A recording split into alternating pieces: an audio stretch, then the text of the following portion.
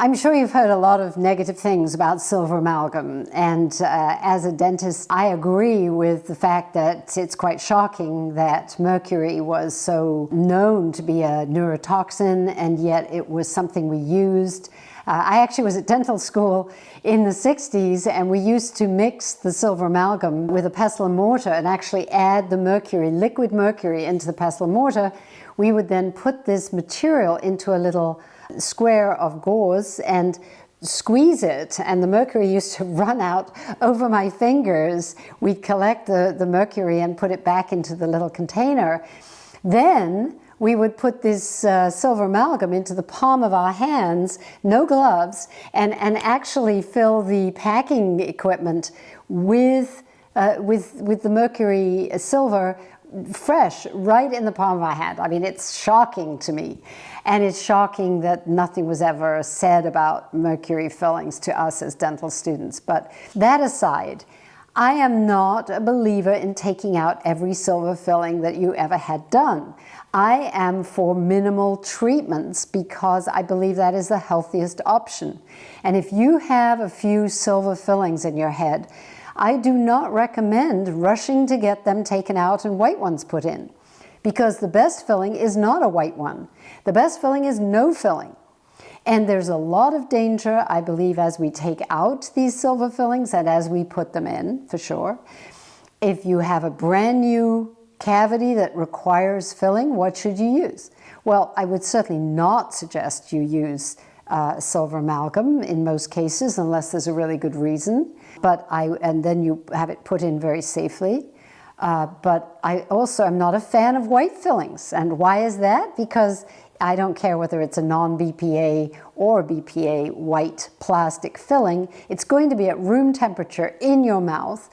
It's a plaque magnet, which means it literally attracts plaque to itself. If your mouth isn't healthy, you're going to find that that filling only lasts you for 5 to 7 years at the most. So it will need to be replaced. And when it's replaced, it will need to be replaced again 7 to 10 years later. This is a constant battle for people with multiple fillings. And as these fillings grow bigger, there's more chance the nerve will become upset. You'll end up with a root canal and a crown. And that's not the end of your story. So I don't believe white fillings are the way to go. As I say, the first thing I would do is try to reverse the filling, the need for filling, if you possibly can. Try to avoid it. Try to get back to your pristine tooth. If it's really that your tooth is so damaged that's impossible, then what are you going to do? I guess you're going to choose a white filling. But then between white fillings, there are regular white fillings. And then there are fillings that are done by dentists who are part of something called the Academy for Biomimetic Dentistry. And these dentists have gone for hours of training to basically create a fiberglass filling. This is with fibers running through the filling. It's not exactly glass, but it's more of a glass type plastic. And these fillings are incredibly strong. They're pretty expensive, but if you add up the cost of root canals, final replacements of white fillings over and over, your time, your efforts, your potential for running into problems, I think that there's good reason to consider, if you are going to be serious about having mouth health, having a filling that is strong enough to last for life and is created in such a way that instead of breaking your tooth apart, it is really knitting your tooth together. And that's what these biomimetic dentists try to do. They try to use techniques that are going to help your tooth be stronger rather than weaker after the filling has been put in place. So I just wanted to explain the difference in the filling choices. Of course, I think gold is probably the ideal filling. It's pretty hard to find and it's very expensive.